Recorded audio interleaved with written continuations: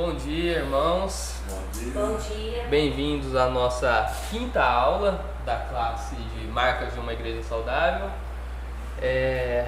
Hoje a gente vai estudar a marca número 3, né? A gente viu a introdução, vimos o que é uma igreja saudável, né?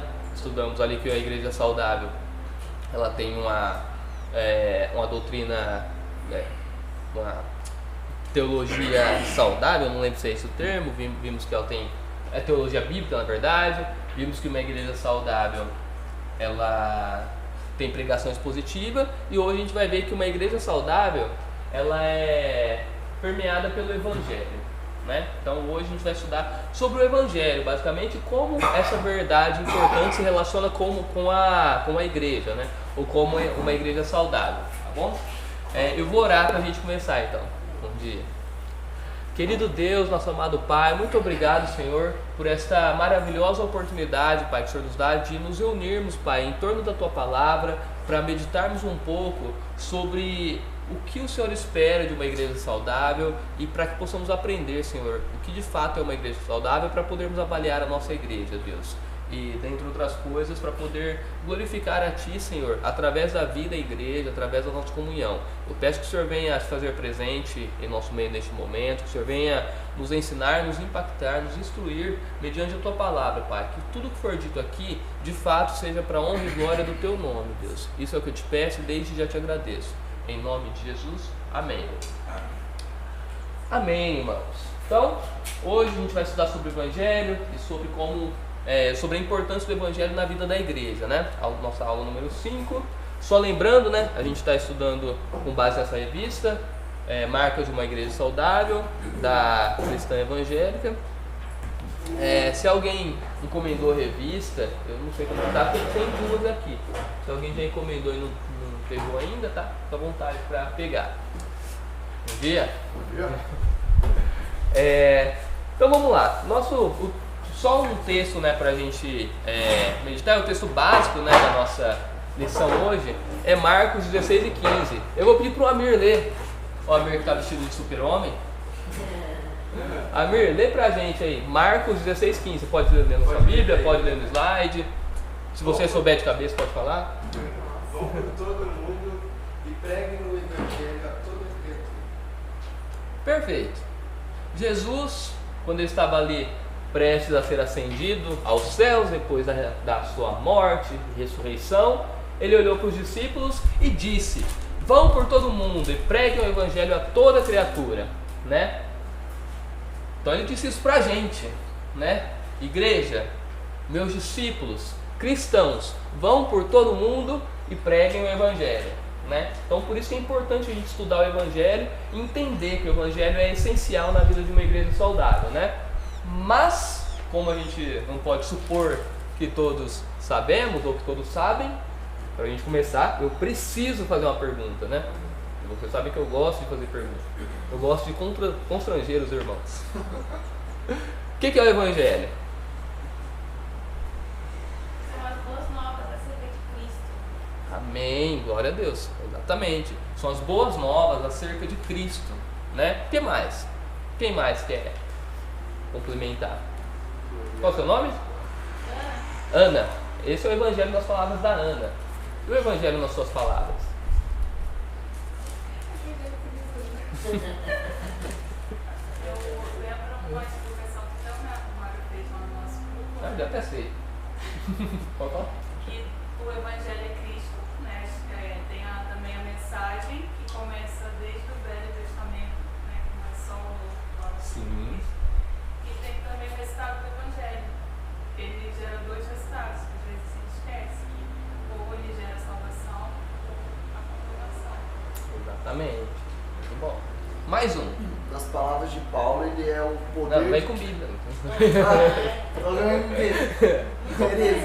Pode falar, irmão.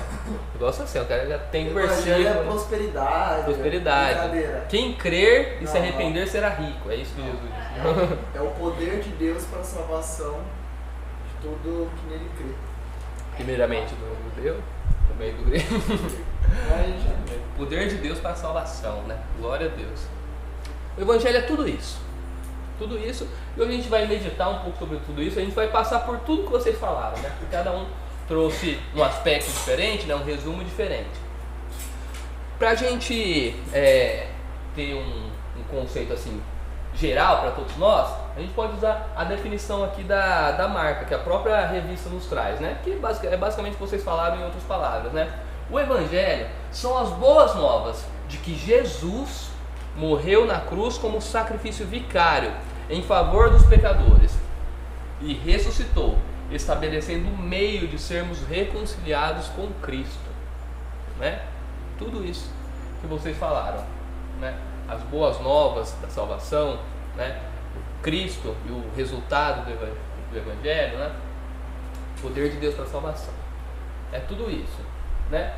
Só que a gente precisa entender que não basta só a gente saber o que é o Evangelho, né? A gente precisa entender como isso se relaciona com a vida da igreja, porque a gente está estudando o que é uma igreja saudável. Então a gente precisa entender que o Evangelho ele é essencial na vida de uma igreja saudável, né? E aí a gente vai estudar a gente vai meditar, né, sobre algumas implicações sobre isso, né? A revista ela traz essa citação aqui que ajuda a gente aí a começar a lançar luz sobre essa questão. Uma igreja saudável é uma igreja em que cada membro, novo ou velho, maduro ou imaturo, une-se ao redor das maravilhosas boas novas de salvação por meio de Jesus Cristo, né? Então uma igreja saudável é uma igreja onde todos os irmãos se reúnem em torno dessa verdade, em torno desse verdadeiro evangelho, em torno dessa boa notícia de que todos aqueles irmãos estavam perdidos e foram salvos pelo sacrifício de Jesus Cristo por meio da fé, né? Mediante a fé, pela graça de Deus.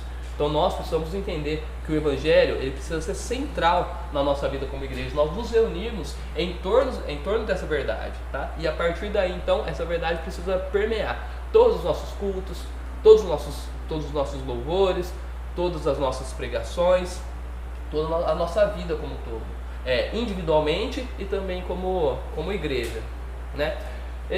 A revista nos trouxe essa frase, eu achei ela muito interessante, que é o que acontece, né, todos os dias.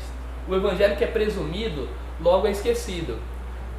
Eu perguntei aqui o que é o evangelho, 3 pessoas falaram, né, mas como todos aqui somos cristãos já há algum tempo, né, eu presumo que todos nós saibamos o que é o evangelho. Talvez você não consiga explicar, né, por enquanto, de forma tão resumida como a Ana, o Oliver e a Carol explicaram aqui, mas nós sabemos o que é o evangelho, né? Ainda que a gente não consiga colocar tudo isso em palavras, né? Mas a grande questão é que por mais que, teoricamente, todo cristão, quando se converte, quando é salvo por Cristo, ele entende esse evangelho, né? E é a partir daí que ele é salvo também, quando a gente simplesmente como igreja presume que todos os cristãos que estão aqui já sabem o que é o evangelho, e aí por consequência disso a gente acha que a gente não precisa ficar falando disso o tempo todo, esse evangelho começa a ser esquecido dentro da igreja. É isso que o autor aqui nos disse. Não basta apenas a gente presumir que todos os cristãos já sabem e aí a gente não precisa falar mais, né? A gente precisa fazer com que isso seja parte de todas as nossas celebrações. Porque quando o evangelho ele é simplesmente presumido, quando a gente simplesmente presume que todos sabem, o evangelho começa a ser esquecido no meio daquele povo. É por isso que a gente vê tantas igrejas se perdendo em termos de teologia, se desviando da sã doutrina, tantas igrejas aí morrendo espiritualmente mesmo, porque simplesmente abandonaram o evangelho. E eu não vou dizer que elas sempre abandonam o evangelho por más intenções de seus líderes. Às vezes o que acontece é isso. O evangelho ele é simplesmente presumido no meio daquele corpo, e aí as pessoas simplesmente começam a frequentar aquela igreja sem ter o foco no evangelho. E aí as vidas começam se perdendo em meio aos seus afazeres, em meio a outras questões, e o evangelho deixa de ser central na vida individual de cada membro e na igreja, né? Vocês conseguem pensar em exemplos, não de igrejas, né, mas de doutrinas que eventualmente surgem em igrejas e afastam aquelas igrejas do verdadeiro evangelho?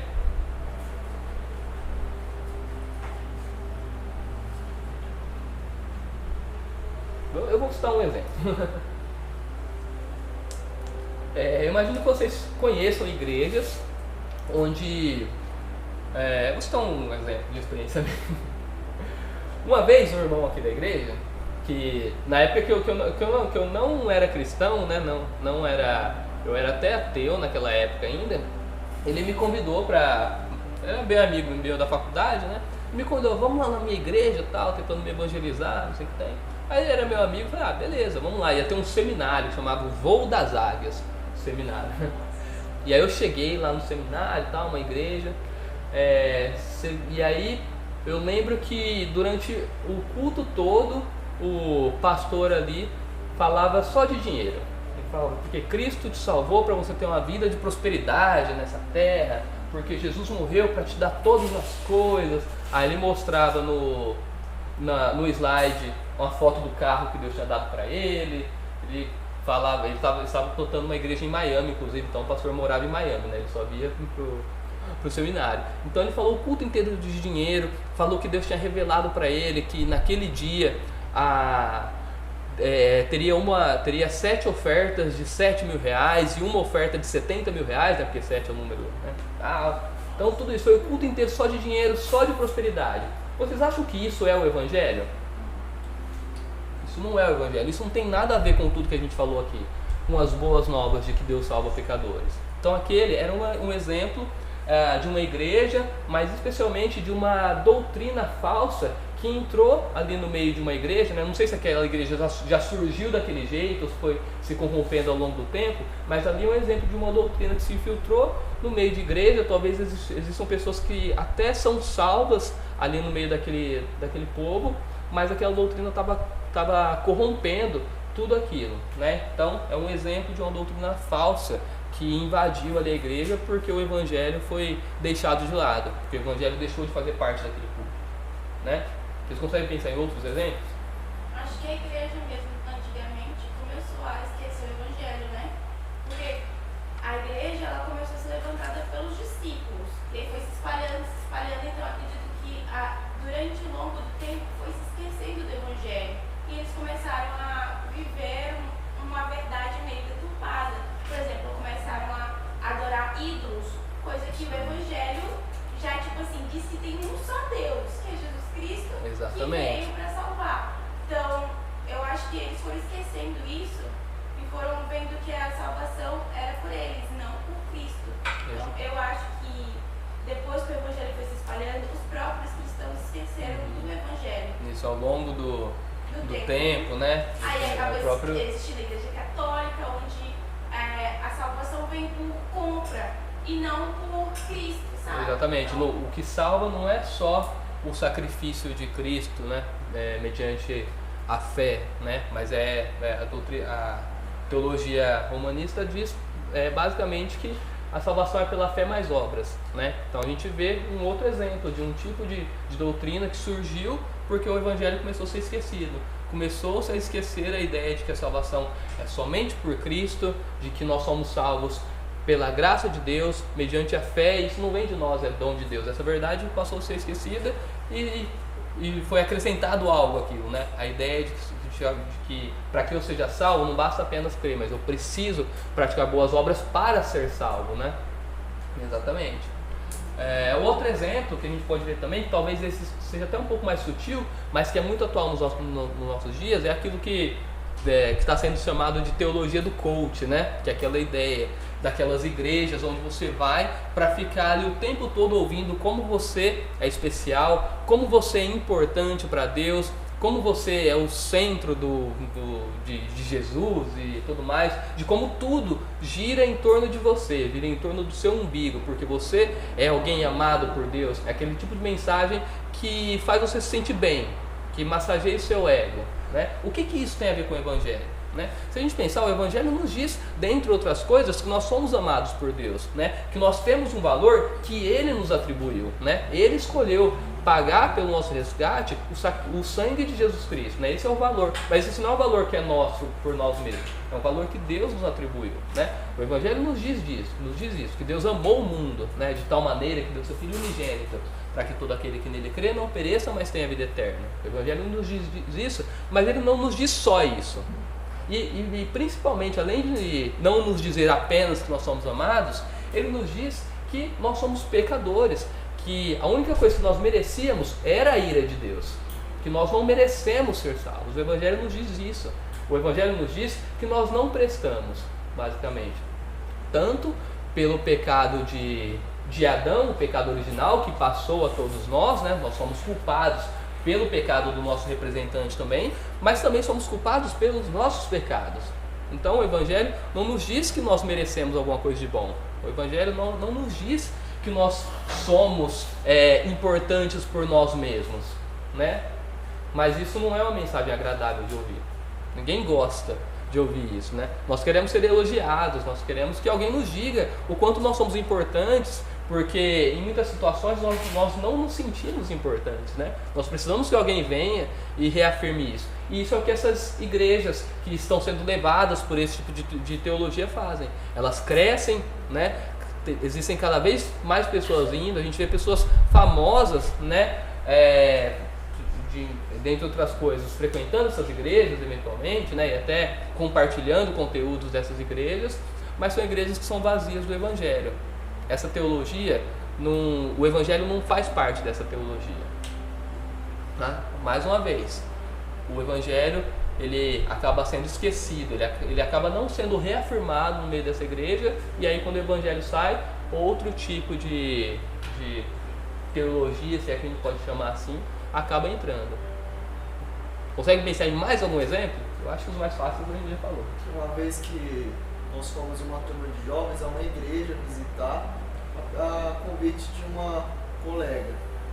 E aí, num determinado momento lá do culto, sobe um menino, filho do pastor, uns 15, 16 anos, e falou que ouviu Deus no sonho, que iria revelar o que Deus havia dito para a igreja. Uhum. E aí ele faz uma voz de um Deus irado e começa a condenar a igreja. Aí ele começa a falar, se vocês não se arrependerem, vocês vão perder a salvação. Foi uma frase que ele disse. Eita. Falou isso, né? Uhum. Se vocês não começarem a fazer isso incessado, vocês vão cair, eu vou abandonar vocês, meu amor vai sair de vocês, e etc. Uhum. Aí acabou, né? A gente achou um absurdo aquilo. Aí hoje eu não faria o que eu fiz, mas eu fui até ele depois, mostrei um texto lá que evidencia que não há perca de salvação, e eu falei, como que você está falando algo que Deus falou para você, mas a palavra dele está em contradição? Então ou a palavra não é verdade, ou o que você falou não é verdade, e aí? Uhum. Não, entendi e tal. Mas... entendeu? Eu acho que entendeu. Mas perdeu o evangelho ali, né? Uhum. Isso aí é um caso clássico onde o evangelho ele se perde porque a palavra de Deus não é observada. A pessoa começa a se propagar um dito evangelho, mas é um evangelho que não está de acordo com a própria palavra de Deus, né? É um evangelho à la carte, né? O evangelho do jeito que eu quero, do jeito que eu acho, né? Do jeito que eu acredito, porque é um absurdo você pensar que Deus me salvou pela graça, então eu não preciso fazer nada para conquistar essa salvação, ou não há nada que eu faça para merecer essa salvação, eu não tenho mérito nenhum nisso. Essa é a verdade, você não tem mérito nenhum, né? É muito estranho a gente pensar nisso, porque a gente sempre, nosso mundo ele é permeado pela tal da meritocracia, né? Disse, né, que a meritocracia é uma coisa boa, né? Você tem aquilo que você merece, né? E isso é o que a nossa sociedade diz. Outra coisa, então isso quer dizer que eu fui salvo, então agora eu não preciso me esforçar para manter essa salvação? Então a manutenção dessa salvação não depende de mim? Ou em outras palavras, eu não posso mais perder essa salvação, agora que eu fui salvo, Deus vai me manter salvo, vai me preservar salvo? Isso não faz sentido nenhum quando a gente olha por uma perspectiva terrena, né? Mas é a grande verdade do Evangelho. E a nossa salvação é preservada simplesmente porque ela não foi conquistada por nós, né? Deus nos salva e Deus nos mantém salvo. Deus foi tão maravilhoso nisso porque Ele sabia que se a salvação dependesse da nossa vontade, a gente não ia querer. E se a preservação da salvação dependesse dos nossos esforços, a gente ia perder. Então por isso que ele providenciou a nossa salvação e providenciou a manutenção da nossa salvação também. Olha, você vai te chamar. Eu vejo muito também vocês falando da igreja que prega o evangelho coaching, né? Teologia coaching. Porque assim, hoje em dia eu vejo muito discurso de salvação, mas o problema que não tem dito nas outras igrejas no evangelho é tratar pecado. Sim. Esse é o maior problema que eu vejo hoje. Porque assim, a gente está vendo, principalmente nesse momento aí, de vários discursos do mundo, de que Deus te ama, Deus resgata, não sei o quê. Está tendo essas citações de Deus, principalmente no Brasil hoje. Mas o problema é exatamente isso, na verdade, que é a principal raiz para que floreie a resposta do que é o Evangelho para o arrependimento, enfim, que é exatamente você reconhecer que Cristo morreu pelos seus pecados. Então, assim, a questão aí que eu vejo que menos é dita sobre o pecado. Exatamente. É justamente por causa do que eu falei, né? Ninguém quer ouvir que é pecador. Você gosta quando eu chego em você e falar, Mir, você é pecador. A gente não gosta, né? A gente entende que isso é verdade e a gente se alegra com isso porque a gente entende o todo, né? A gente se alegra porque nós entendemos o Evangelho, né? A gente entende que ser pecador e mesmo assim ser salvo é algo maravilhoso, né? Ser pecador é algo horrível, né? Mas ser salvo mesmo sendo pecador é maravilhoso, né? É o que Paulo nos escreve em Romanos 5:8, né? Mas Deus prova o seu amor para conosco em que Cristo morreu por nós, sendo nós ainda pecadores. O fato de sermos salvos quando ainda éramos pecadores, por meio do sacrifício de Cristo, nos mostra o amor de Deus, né? E Paulo ainda continua dizendo, porque talvez por alguns justos, talvez alguém até ouse morrer, mas quem que vai morrer por pecadores, né? Então isso é o amor de Deus. É o amor de Deus que salva pessoas que não eram justas. Ele salva pessoas que eram pecadoras, merecedoras da ira de Deus, né? Tá, a gente falou do Evangelho, mas e eu com isso? Né? Vamos entender como que nós individualmente nos relacionamos com o Evangelho, né? Com essa verdade. Vocês estão vendo que está baseado na revista aqui, só que eu não estou citando tudo, mas acho que dá para acompanhar, pelo menos os tópicos aí, tá? O Evangelho e você, né? Como que eu individualmente me relaciono e sou impactado, né, por esse Evangelho? A revista, na verdade, a gente vai olhar o Evangelho, né, sobre duas perspectivas diferentes aqui. A gente vai explicar o Evangelho, ou sistematizar o Evangelho sobre uma ótica pessoal, né, individualmente, eu e Deus, e depois a gente vai sistematizar o Evangelho sobre uma ótica comunitária, né, a igreja e Deus, tá? Então, primeiro, o Evangelho e você. É basicamente o seguinte: a gente tem Deus, né, que é um único Deus verdadeiro, pessoal, que subsiste em três pessoas, né, que é eterno, justo, soberano, amoroso, onipotente, onisciente, dentre outras coisas, né. O Evangelho nos diz, inicialmente, que existe um Deus, né, e nos traz algumas verdades sobre esse Deus, né, a respeito do seu caráter, a respeito do que ele é, né. O Evangelho, né, nos diz que esse Deus, dentre outras coisas, é um Deus trinitário, que subsiste em três pessoas distintas, Pai, Filho e Espírito Santo. O Evangelho nos mostra que esse Deus é um Deus pessoal, ele não é uma força ativa, não é algo que não tem pessoalidade, mas é um ser pessoal, um ser que se relaciona de verdade. Não é simplesmente uma energia que criou todas as coisas e que não se relaciona com aquilo que foi criado, né? O Evangelho nos diz que esse Deus é um Deus que cria, mas que também se relaciona. Ele é um Deus que existe em três pessoas distintas, né? E dentre outras coisas, ele é justo, né? Ele pune o pecado. Ele é um Deus que se ira contra o pecado. Ele é um Deus que é soberano, que faz com que a vontade dele seja feita, né? E que tem poder para isso. E depois a gente tem o homem. O Evangelho nos diz que Deus criou, dentre outras coisas, o homem, né? Criado do transbordar do amor de Deus. A gente já foi dito que Deus criou o homem porque ele se sentia sozinho. Vocês acham que esse Deus que eu falei aqui, que é o único Deus verdadeiro, que subsiste em 3 pessoas, que é soberano, que é todo poderoso, ele precisava de alguém para fazer companhia para ele? Deus nos criou porque ele precisava de nós? Não, nós somos criados no transbordar do amor de Deus. Deus, ele era tão amoroso e ele tinha tanta coisa boa para oferecer que ele escolheu criar pessoas para desfrutarem daquilo que ele é.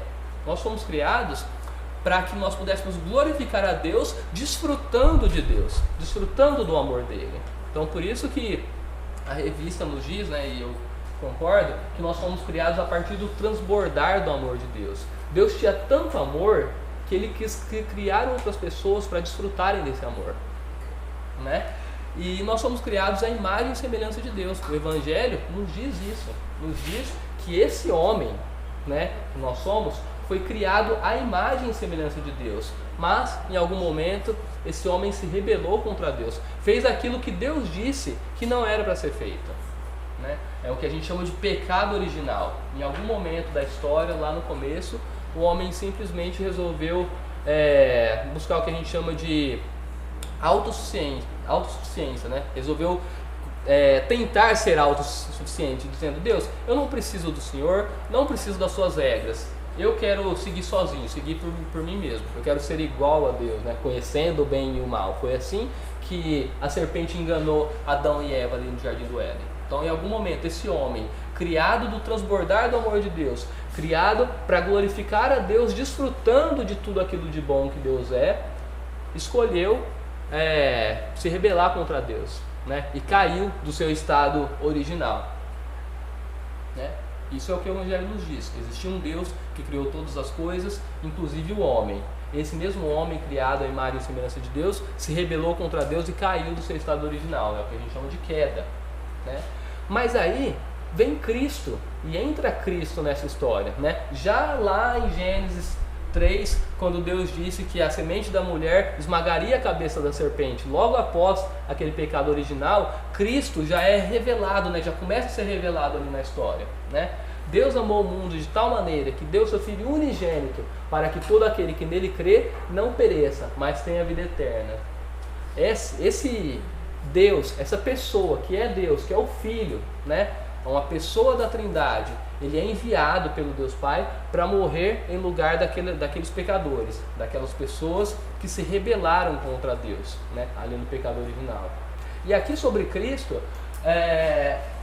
eu achei importante a gente colocar alguns termos que a gente vê muito, mas que às vezes a gente não medita, né? E talvez a gente nem saiba o significado, né? Todos esses termos aqui são relacionados com a obra de Cristo por nós.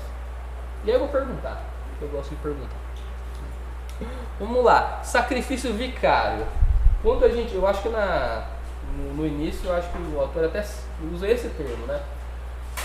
Quando a gente fala que Cristo realizou por nós um sacrifício vicário, o que é isso?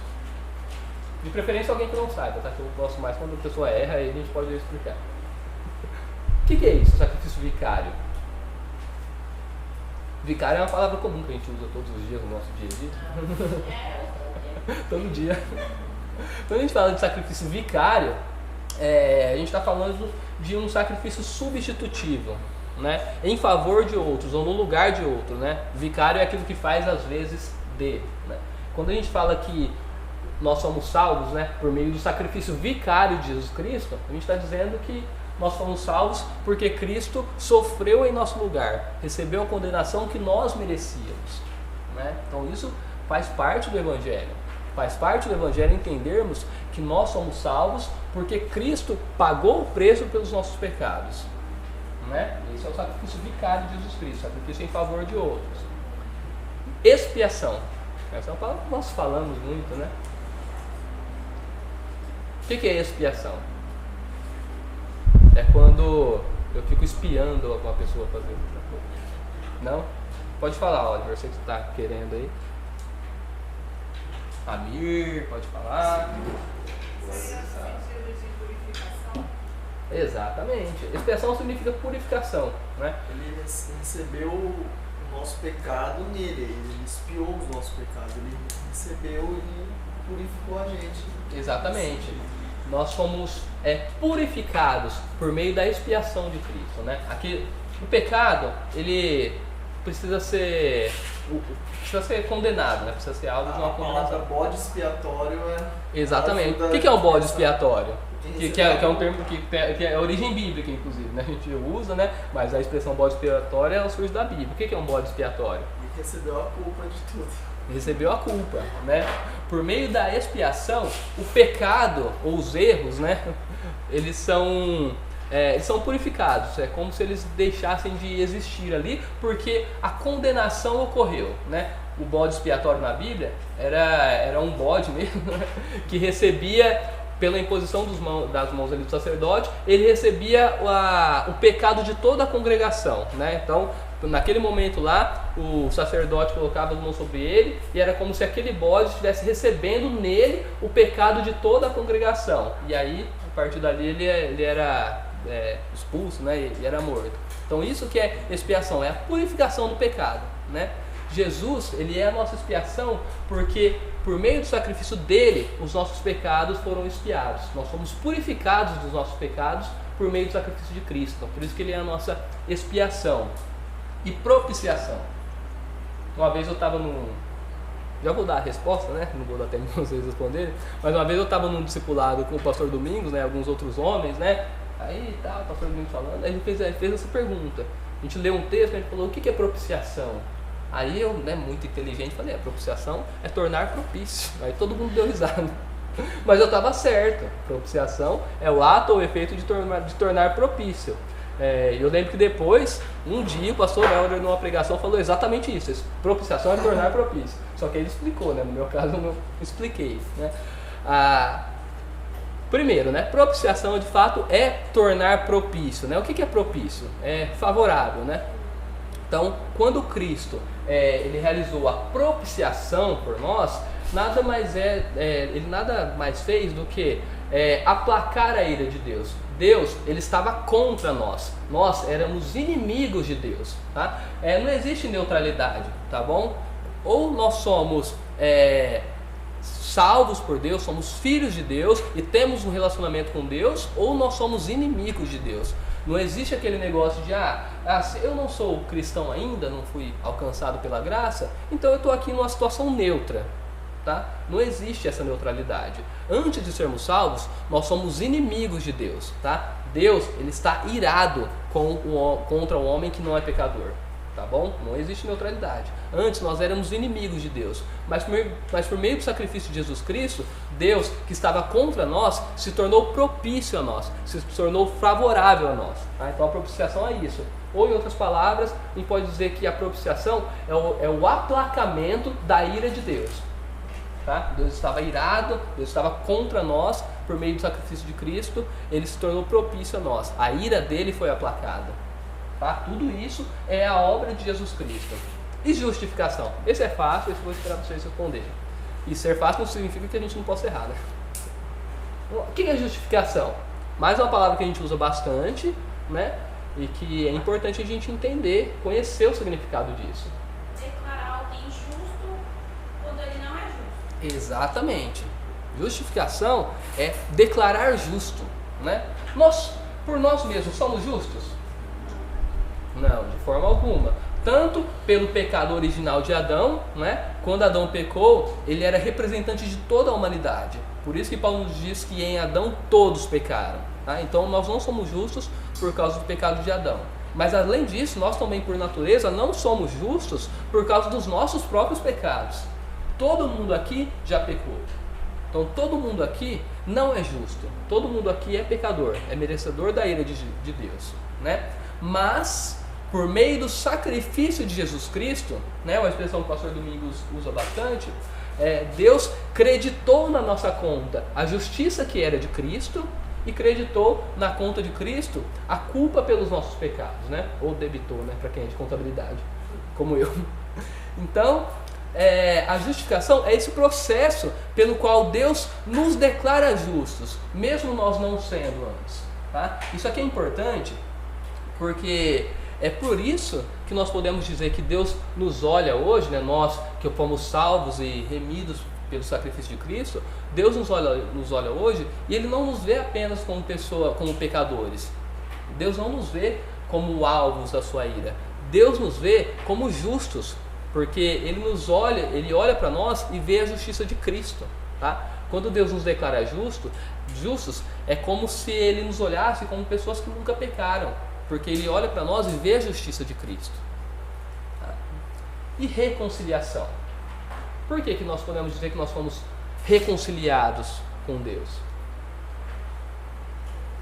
A gente estava longe, né?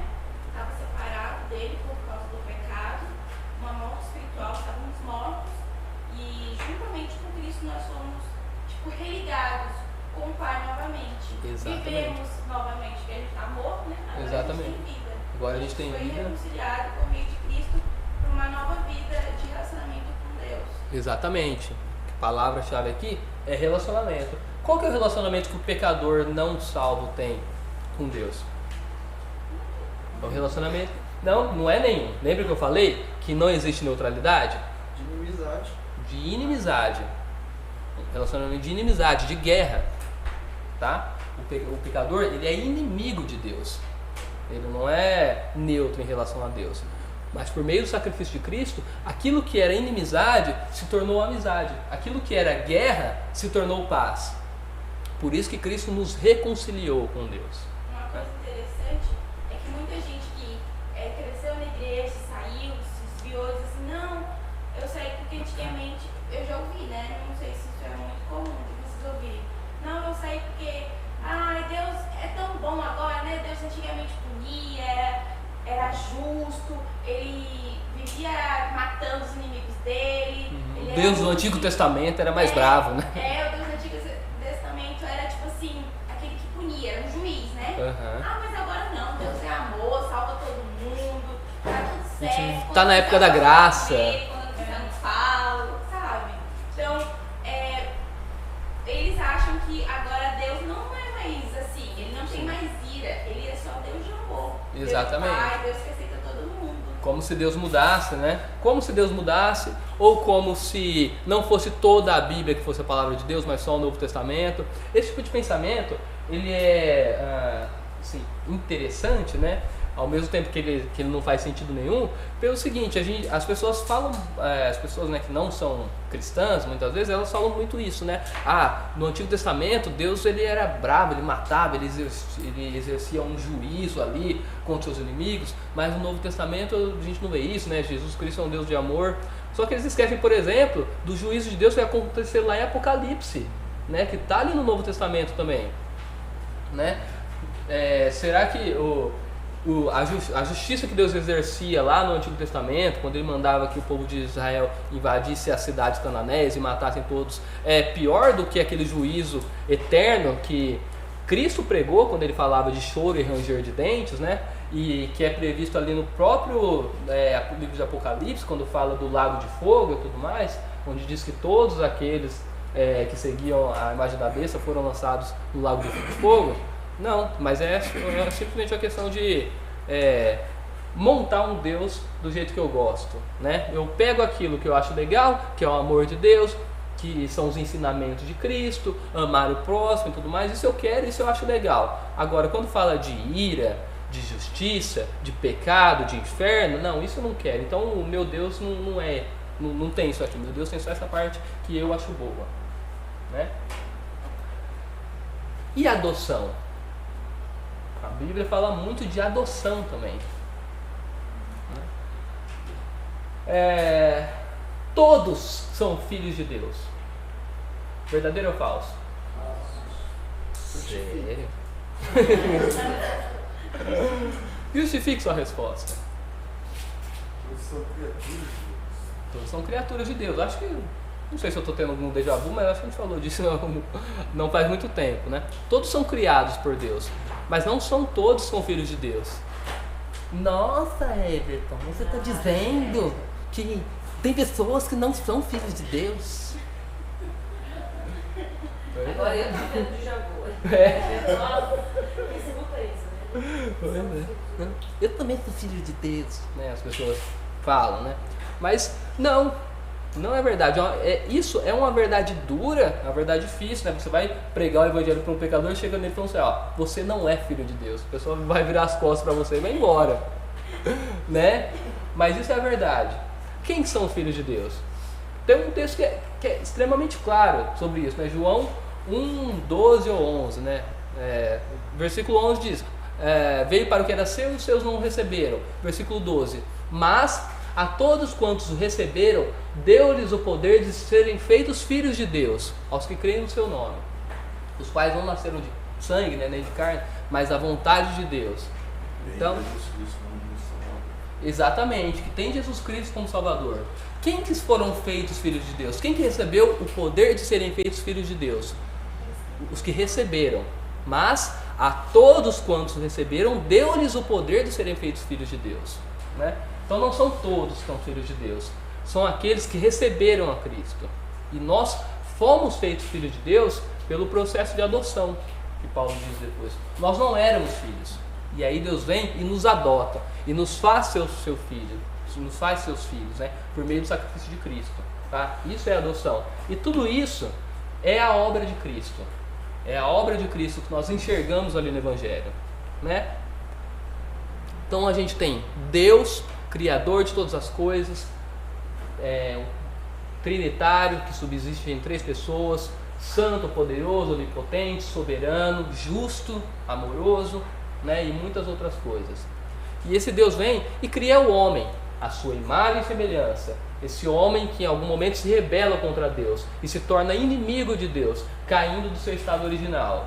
Mas aí a gente tem Cristo, que vem, é enviado como sacrifício vicário para morrer em nosso favor, para pagar o preço pelos nossos pecados, para sofrer a condenação que nós merecíamos, né? Mas saber de tudo isso não é suficiente para que eu seja de fato impactado por isso, né? E possa usufruir dos benefícios desse evangelho, né? O evangelho, ele exige uma resposta, né? Quando a gente olha individualmente para a vida de cada um, saber de tudo que a gente falou agora não é suficiente. A gente precisa saber de tudo que a gente sabe, mas a gente precisa manifestar uma resposta, né? Que é a fé e o arrependimento, né? Como diz lá em Marcos 1, 14 e 15. Depois de João ter sido preso, Jesus foi para a Galileia pregando o Evangelho de Deus. Ele dizia, o tempo está cumprido e o reino de Deus está próximo. Arrependam-se e creiam no Evangelho. O Evangelho, ele exige uma resposta de nós individualmente. É assim que eu me torno participante do Evangelho, através dessa resposta de fé e arrependimento.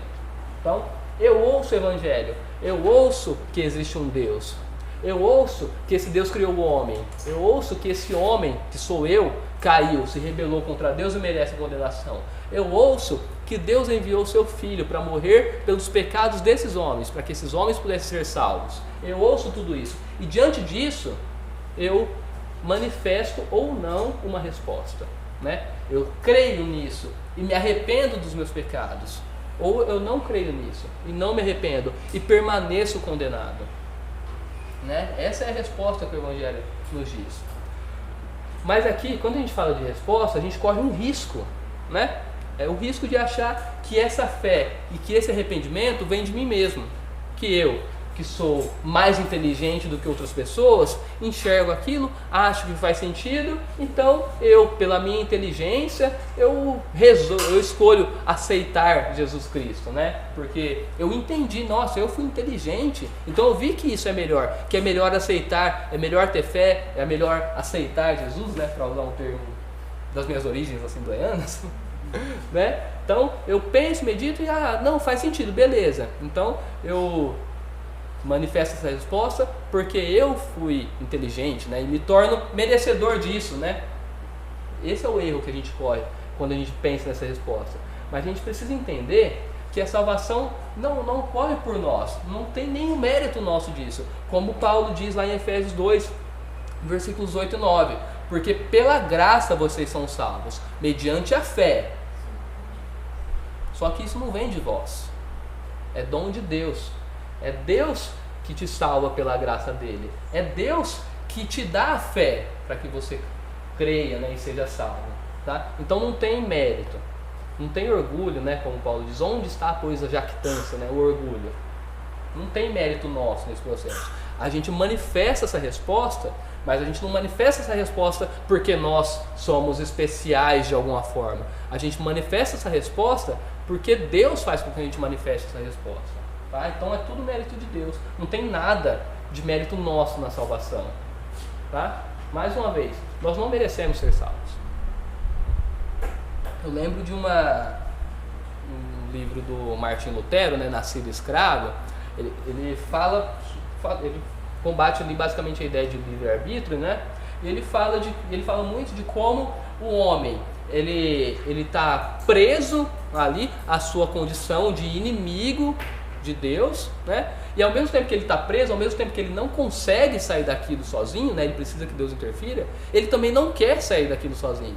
Ele usa a figura que é como se o homem sem Deus, eles estivessem em uma cela de prisão trancado, então ele não pode sair, só que ele está dentro daquela cela trancado e ele também não quer sair. Tá? É como se você está trancado numa cela e você não quer sair. Ao mesmo tempo que você não pode porque a cela está trancada, você também não sai porque você não quer. Né? E quando Deus vem e nos salva, Ele abre a cela e transforma a nossa vontade, faz com que a gente queira sair. Tá? Por isso que é mérito de Deus, não é mérito nosso. Tá bom? E aí, diante de tudo que a gente falou, né? A gente está falando do Evangelho de forma individual, né? Pessoal, como que o Evangelho acontece na minha vida? Na vida do pecador individualmente? Se a gente vai pregar o Evangelho para alguém, né? Eu tenho que falar de pecado? Quem acha que não? Pecado faz parte do Evangelho? E por quê? Justifique sua resposta. Porque se eu vou... Então vocês estão me dizendo basicamente o seguinte: eu não conheço a pessoa, ou talvez até conheço, quero falar de Cristo para ela, mas nesse momento, nessa conversa, eu vou ter que falar em algum momento que ela é pecadora e que ela merece ir para o inferno? E tá, por que então? Por que isso é importante quando eu falo do Evangelho? Porque precisa acontecer arrependimento. Se ela não entende o seu pecado, como vai se arrepender? Exatamente, a resposta que a gente espera é fé e arrependimento. Se ela não entende que ela é pecadora, ela vai se arrepender do quê na cabeça dela? Exatamente, isso é importante. E além disso, a gente falou que o Evangelho é o quê? É a boa notícia de que Deus salva pecadores, não é? Para eu ser salvo, eu preciso precisar ser salvo, né? Como que eu vou salvar alguém que não está em uma situação que precisa ser salvo, né? E como que eu vou demonstrar para a pessoa que ela precisa de salvação se ela não souber que ela está no estado de condenação, né? E o estado de condenação ele surge por causa do pecado. Então, se eu vou evangelizar alguém, eu não posso só falar Deus te ama, Jesus te ama. Ah, isso é muito bonito, né? Aí o cara vai falar, ah, beleza, legal, bom saber. Isso não gera a resposta que o Evangelho exige, né? Tudo bem eu falar que Jesus te ama, porque isso é uma verdade, né? Mas isso não é o Evangelho. E também tem gente que se acha bom, né? Sim, todos nós nos achamos bons. Eu não faço isso, eu não faço aquilo, não, eu sou bom, eu sou salvo. É? Eu nunca matei ninguém. Tem gente que acha isso. A gente se nivela por baixo, né? A gente... Evangelizar pessoas que já são, tipo assim, diz cristão e já são salvos, porque já aceitou Jesus.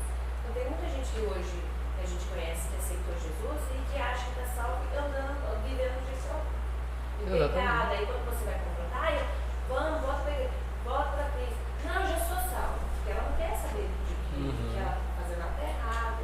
Né? Então, por isso que a gente tem, quando vai evangelizar, tem que fazer o pecado. Exatamente. Uma vez eu estava assim, entrevistando uma pessoa para ir para a igreja. Ela era daqui da igreja, né? Frequentava a igreja, ela até fez a classe mais ou menos, ela foi entrevistada. Ela falou assim para mim: olha, eu compreendo que a vida é assim mesmo, a gente passa por dores, passa por problemas, tudo isso. Mas Deus é amor, Ele vai nos ajudar. Mas você compreende que, eu perguntei para ela, você compreende que isso que está acontecendo no mundo é fruto do pecado, é fruto do erro do próprio homem diante de Deus? Se compreende que você é uma pessoa que é pecadora, que não merecia ser salva, que eu merecia ser salvo. Nossa, aí já... Aí eu olhei assim, Não entendeu nada. Eu merecia ser salvo. Mas você pode começar assim, merecia ser salvo. Porque eu sou boa pessoa. Você tem que entender que nós não somos boas pessoas. Exatamente. O Senhor, na sua misericórdia, nos resgatou do pecado. Então eu entendi agora. Eu não quero isso pra mim, não. Mas, beleza.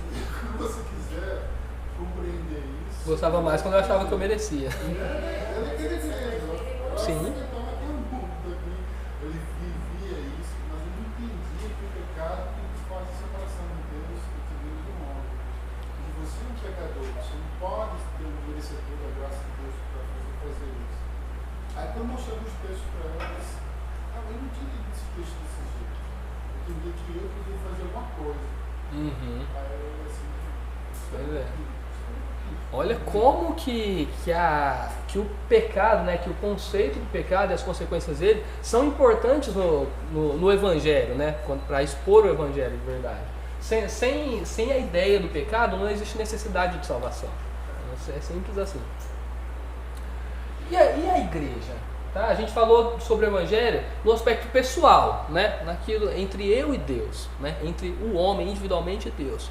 E no aspecto comunitário, né? Em termos de povo, em termos de igreja, né? Aí a gente falou, o primeiro sistema que a gente usou era Deus, homem, Cristo, resposta, né? Tudo leva à resposta individual do ser humano. Agora aqui a gente vai entender o Evangelho considerando outro sistema, né? Que é basicamente criação, queda, redenção e consumação. Aqui eu não vou falar individualmente, né? Vou falar de forma macro, né? De forma geral. Então, primeira coisa, a gente precisa entender que Deus criou, né? Deus criou tudo, né? Tudo que existe, criou o universo, criou a terra, criou os animais e criou o homem também. Tá? Então isso começa com a criação, que pressupõe então a existência de um Deus que criou tudo isso, né? Deus, como a gente falou, todo poderoso, soberano, né? Que faz com que a sua vontade exista, um Deus trino e tudo mais. Então Deus criou tudo e tudo era bom, inclusive o homem que foi feito à sua imagem e semelhança, né? Mas o que veio depois? Veio a queda. Aquele homem que foi criado à imagem e semelhança de Deus, mais uma vez tentado por Satanás, ele se rebelou contra Deus, causando a sua própria corrupção, né? A partir daquele momento entrou a natureza pecaminosa, a sua própria corrupção e a sua própria condenação. Ele se tornou então merecedor da ira de Deus, né? Só que além da sua própria condenação, aquele pecado, aquela ação do homem ali, gerou a corrupção de toda a criação. Por isso que toda a criação geme, né? A partir daquele momento, quando Deus está proferindo a sentença ali, ele diz que a terra passou a produzir abrolhos, né? Então a própria criação foi corrompida por meio do pecado ali de Adão. O homem se corrompeu e toda a criação se corrompeu também, né? Mas aí vem a redenção, né? Mais uma vez, por meio da obra de Cristo, Deus resgatou de volta aquele povo, né? O homem se tornou escravo do pecado, né? Se tornou merecedor da ira, da condenação. Só que aí por meio do sacrifício de Cristo, aquele homem ele é redimido, aquele povo, né? Deus resgata para ser um povo que agora é redimido, volta a ser propriedade de Deus, né? Isso é redenção, né?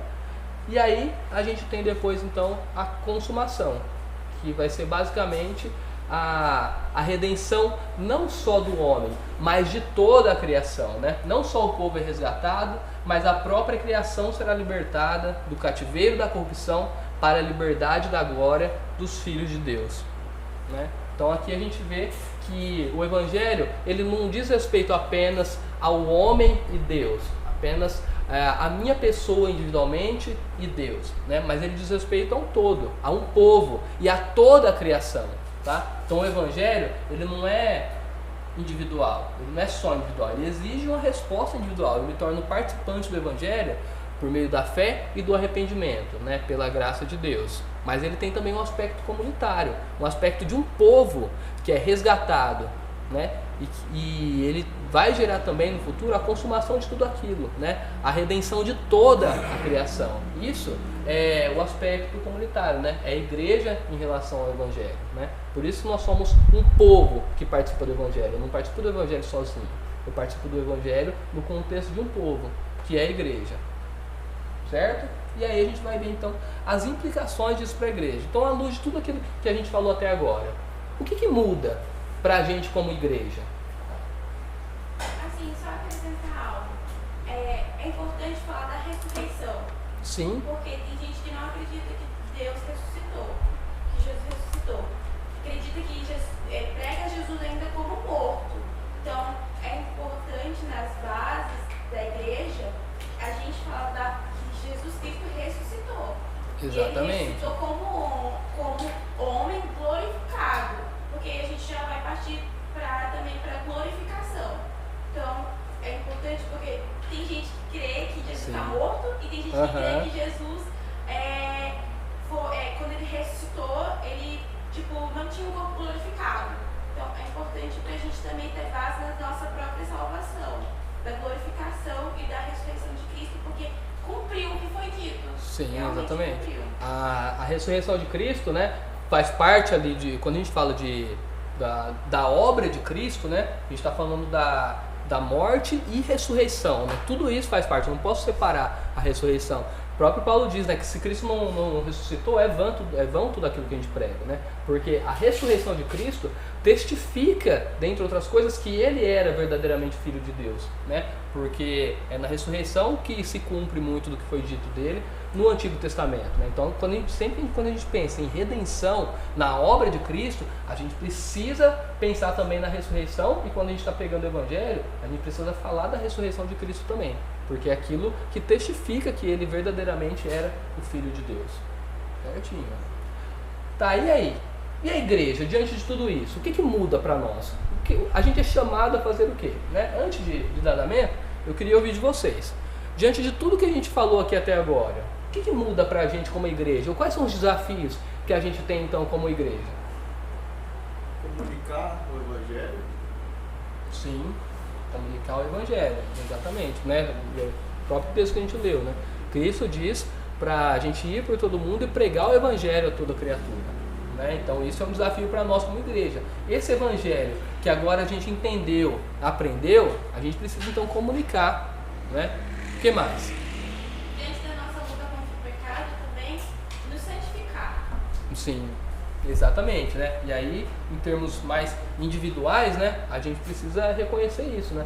Nós somos chamados por Deus para sermos santos também. Então, esse evangelho, né, essa ideia de que nós merecíamos a condenação e fomos salvos por Cristo, isso precisa transformar todo o nosso modo de ser e o nosso modo de agir. Então, individualmente, eu preciso entender que a santificação faz parte desse processo. Uma coisa importante que você esquece, você vai falar sobre isso, mas às vezes tem muita a ideia de salvação, de ressurreição, de mais individual, né? Porque Deus nos manda que nós sejamos coletivamente, em sociedade, não juntos. Não existe você ser salvo individualmente na minha casa, no meu sofá. Sim. Existe ser salvo, claro, na comunidade, sendo isso onde você vai interagir com ela. Onde vai estar o processo de santificação, o processo de redenção com os filhos. Exatamente. Se você não entender isso de forma. E precisa realmente agir com pessoas, assim, a sua salvação vai ser como. Eu vejo mais como um cabelo. Sim, Coisa, Deus salvou um povo, né? Jesus resgatou para si um povo, não resgatou para si uma pessoa individual, né? E nós, juntos, reunidos, somos igreja, mas eu individualmente não sou igreja. Exatamente. A revista ela nos traz duas implicações, né, para nós como igreja. Primeiro, é o imperativo de preservar o Evangelho. Tá? Nós conhecemos, então partindo da ideia de que todos nós, como membros da igreja, individualmente entendemos o Evangelho, e nós, coletivamente, como igreja também, entendemos o Evangelho e manifestamos o Evangelho em nosso meio, em todos os níveis aqui da nossa instituição. né? Só que além disso, nós somos chamados a preservar o Evangelho, a defender esse verdadeiro Evangelho, né? No começo eu falei sobre falsas teologias aí que excluem o Evangelho, né? Nós como igreja somos chamados a lutar exatamente contra isso, contra qualquer tipo de teologia que exclua o Evangelho ou que deturpe o Evangelho, né? Isso é o que Paulo diz, por exemplo, para os Gálatas, né? Aqui eu peguei só o versículo 8 aqui, né? Mas toda ali a carta de Paulo aos Gálatas, ele está falando sobre preservação do verdadeiro Evangelho, né? E olha o que ele fala: mas ainda que nós, né, nós, os próprios apóstolos ali, ou mesmo um anjo vindo do céu, pregue a vocês um evangelho diferente daquele que temos pregado, daquele que vocês já receberam, que este seja anátema, que seja amaldiçoado, né? Tratem aquilo como algo amaldiçoado, porque o verdadeiro evangelho vocês já receberam. Agora vocês têm a obrigação de preservar esse verdadeiro evangelho, tá? Então nós, como igreja, precisamos entender que é nossa responsabilidade assegurar que o verdadeiro evangelho faça parte do nosso meio, do nosso contexto, e que ele seja verdadeiramente pregado, tá? Isso é uma responsabilidade coletiva, né? Nós como igreja, mas nós como membros da igreja precisamos entender que isso é responsabilidade nossa também, individual, tá? Então cada um de nós tem a responsabilidade de fazer com que o verdadeiro evangelho, que é tudo isso que a gente falou até agora aqui, seja preservado, tanto no nosso meio, né, como igreja, no nosso GP, em todos os ambientes que a gente vem inserido. E além disso, a gente tem um outro desafio aqui, que é o de sermos saturados do Evangelho. Eu tentei até pensar numa palavra melhor, né? Mas eu acho que essa palavra é a palavra que mais reflete aquilo que a gente está falando aqui, a ideia que a gente quer passar, que é a ideia de que o Evangelho ele precisa ser transbordante em nosso meio, tá? Quando a gente fala de Evangelho, né? A criação, queda, redenção, consumação, para nós somos cristãos, né, de há algum tempo, parece que é meio básico, né? Mas lembra que eu falei no começo, se a gente presumir que todos nós sabemos o Evangelho e por causa disso a gente entender que não tem necessidade de falar, o Evangelho ele vai acabar sendo esquecido no nosso meio, né? Então por isso que nós como igreja precisamos entender que o Evangelho precisa permear tudo o que a gente faz, todas as pregações, todas as músicas, todas as decisões nossas precisam ser pautadas no Evangelho, na ideia de que Deus salvou pecadores por meio do sacrifício de Jesus Cristo. Isso é ser saturado do Evangelho. O Evangelho precisa fazer parte de tudo o que a gente faz, né? E aí pensando nessa ideia de saturação do Evangelho, né? Eu peguei até essas perguntas da revista, mas eu queria que a gente discutisse o porquê da resposta que a gente vai dar para isso, né? E aí a primeira pergunta é: um judeu deveria se sentir à vontade ou confrontado no nosso meio? Então, a gente está aqui no nosso culto e aí chega um judeu ortodoxo, e o ponto central aqui é que o judeu não crê que Cristo, que Jesus, né, era o Cristo, né, que Jesus é o Filho de Deus, né, e que Jesus é Deus, basicamente, que ele é o Messias que eles aguardavam. O judeu não crê nisso. Então, se chega um judeu em nosso meio, na opinião de vocês, esse judeu ele deveria se sentir à vontade, né, tranquilo aqui no nosso meio, ou vocês acham que ele deveria se sentir confrontado ali no nosso meio? Mais. Eu com certeza confrontado. Porque se tivesse que se sentir à vontade, nós não estaríamos pregando a Cristo, fazendo outro evangelho não seja de Cristo, né? Exatamente. E quando porque ele vai ver que esse Cristo que morreu por mim. Nessa igreja ele vai ser confrontado, nas outras. Acontece assim mesmo. Mas com certeza confrontado. Exatamente. Não tem outra resposta. Sim, né? Se existe alguém, né? Se existir alguém no nosso meio que não crê que Jesus é o Cristo, né? Que morreu pelos pecados, que é Deus, essa pessoa precisa se sentir confrontada, né? E aqui a ideia é que não é que a gente vai chegar na pessoa e falar: você não crê em Cristo, sai daqui. Não é isso.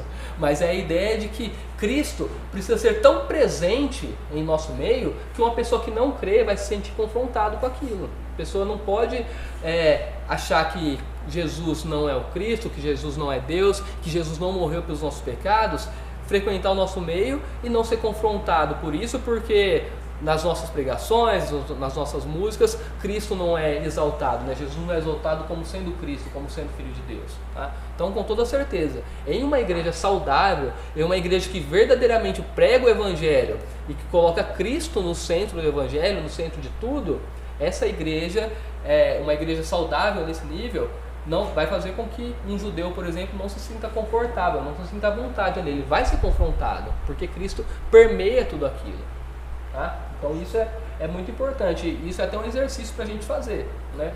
Durante os nossos cultos, entender, tá? Se Cristo, se eu acho que Jesus não é o Cristo, não é o Filho de Deus, se eu achasse isso, eu estaria confortável aqui ou eu estaria sendo confrontado? E a outra pergunta: um fariseu legalista, daqueles da época de Jesus, né? Ele deveria se sentir à vontade ou deveria se sentir incomodado em nosso meio? Primeira resposta?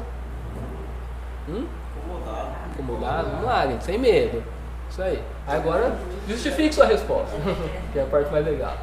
Por quê, amigo? Por que você acha que se chegasse um fariseu legalista aqui, ele deveria se sentir incomodado e não à vontade em nosso meio? Da mesma forma que eles se sentirem incomodados com a presença de Jesus e seus discípulos, seus seguidores. Isso é interessante porque Jesus, ele confrontava diretamente ali os fariseus, mas ele confrontava eles por outro motivo, né? Ele confrontava a hipocrisia deles. Ele dizia: olha, vocês falam um monte de regras aqui, né? Mas as outras regras importantes, os outros mandamentos de Deus, vocês não observam. Vocês observam só aquilo que convém a vocês, né? Isso é da hipocrisia. Mas em termos de evangelho, quando a gente fala do evangelho, por que em uma igreja saudável um fariseu legalista se sentiria incomodado à luz do evangelho? Como o evangelho verdadeiramente pregado dentro de uma igreja saudável confrontaria um fariseu legalista? Que ele não é salvo pelas obras. Exatamente. Pela fé. Exatamente. O que a gente falou aqui? O que nos salva? É a graça de Deus, né? Mediante o sacrifício de Jesus Cristo, que pagou o preço pelos nossos pecados, né? Isso é o verdadeiro evangelho, é a salvação à luz do verdadeiro evangelho. A salvação é pela graça, não é pelos seus méritos, não é pelas suas obras, tá? Então, um fariseu legalista que acha que se ele fizer tudo certinho, ele vai conquistar a salvação, ele vai conquistar o favor de Deus, ele vai se tornar merecedor da salvação, em uma igreja saudável que verdadeiramente prega o evangelho da salvação pela graça, ele vai se sentir confrontado, ele vai se sentir incomodado, tá? Porque ele vai entender que ele não é merecedor, ele vai entender que não adianta se esforçar, não adianta seguir as regras, que aquilo não vai tornar ele merecedor, tá? Então, uma igreja saudável que prega o verdadeiro evangelho vai fazer com que um fariseu legalista ou um legalista que não necessariamente é fariseu, né, que é mais comum nos nossos dias, vai se sentir confrontado. É aquela ideia. O verdadeiro evangelho, ele quebra a ideia de meritocracia. O verdadeiro evangelho vai dizer: olha, você não merece, tá?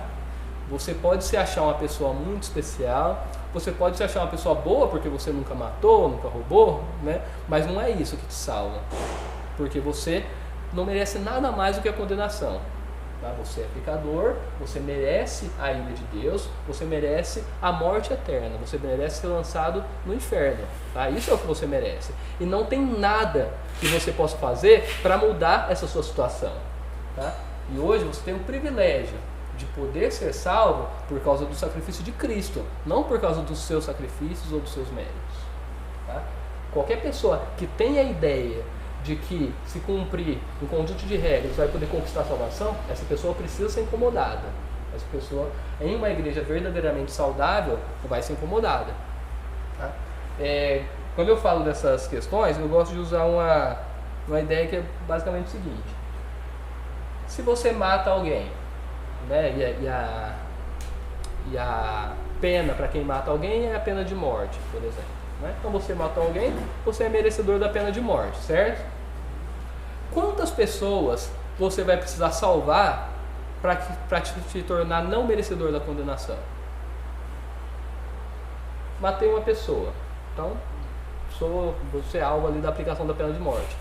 Mas aí, sei lá, tava passando um ônibus desgovernado com 30 pessoas, eu consegui entrar lá dentro tal, e consegui parar o ônibus, salvei 30 pessoas. Então agora eu não mereço mais ser condenado? O que vocês acham? Continua, exatamente. Então não importa. Se eu sou merecedor da condenação, não importa quantas boas obras eu faça, aquilo não vai apagar a minha condenação, aquilo não vai fazer com que eu deixe de merecer a condenação. Tá? Então, com a nossa salvação, a nossa condenação eterna é a mesma coisa. Nós já somos merecedores da condenação. Então não existe nenhuma boa obra que eu possa fazer para me livrar dessa condição de merecedor da condenação. Tá bom? A única coisa que vai fazer com que que vai mudar a minha condenação é o cumprimento da pena, né? Se eu matei alguém, a única coisa que vai fazer com que a justiça seja feita ali é o cumprimento da pena, né? Com a nossa salvação é a mesma coisa. A única coisa capaz de fazer com que a gente seja salvo é o cumprimento da pena. Quem cumpriu foi Cristo e não nós. Então, concluindo, uma igreja sem o Evangelho não é uma igreja verdadeira. Sendo assim, tanto como igreja quanto individualmente, devemos conhecer, preservar e proclamar o verdadeiro Evangelho. Então eu espero que, depois de tudo que nós falamos aqui, nós possamos ter, primeiro, entendido o que de fato é o Evangelho, e, em segundo lugar, ter entendido a nossa responsabilidade como igreja e individualmente à luz do verdadeiro Evangelho. Tá? O Evangelho ele é essencial em uma igreja saudável.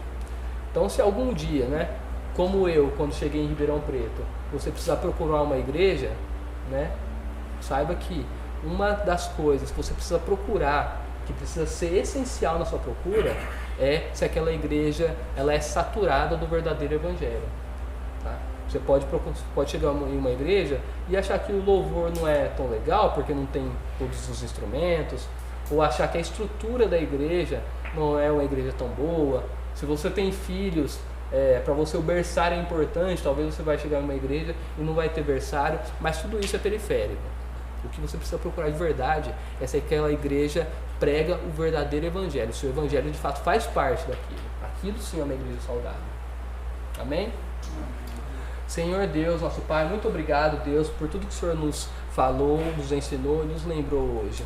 Eu te peço, Deus, que à luz de tudo que aprendemos hoje, o Senhor possa continuar nos desafiando a sermos uma igreja saudável, a sermos uma igreja que é permeada pelo Evangelho, a ser uma igreja que se esforça para que o Evangelho seja considerado em todas as áreas, em todas as pregações, em todas as músicas, em todas as decisões, ó Deus. Que nós, Senhor, como igreja, possamos glorificar o Teu santo nome através da proclamação do verdadeiro Evangelho. Que o Senhor nos ajude a preservar o Evangelho, o verdadeiro Evangelho, em nosso meio e ao nosso redor, Pai. Que nós, como membros, individualmente, possamos ser todos os dias impactados pelo Evangelho e impelidos, Pai, pelo Teu Espírito Santo a proclamar esse verdadeiro Evangelho em todos os círculos que estivermos, ó Pai. Isso é o que eu te peço e desde já te agradeço. Em nome de Jesus, amém.